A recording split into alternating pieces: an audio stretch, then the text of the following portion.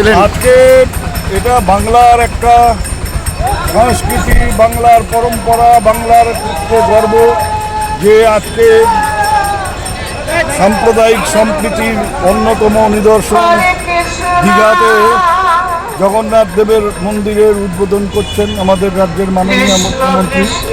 এটা আজকে সারা বাংলার মানুষের কাছে একটা আনন্দের দিন, খুশির দিন। সেই উপলক্ষে আজকে এই বাসন্তীহাট বাজারে এখানকার সাধারণ মানুষ যে নগর সংকীর্তনের আয়োজন করেছে, আমরা এখানে উপস্থিত হয়েছি। এখানে জগন্নাথ দেবের পুজো হচ্ছে। সারা দিনহাটা বিধানসভা কেন্দ্রে, ব্লকে, বিভিন্ন জেলায় হচ্ছে। যত জায়গায় পারি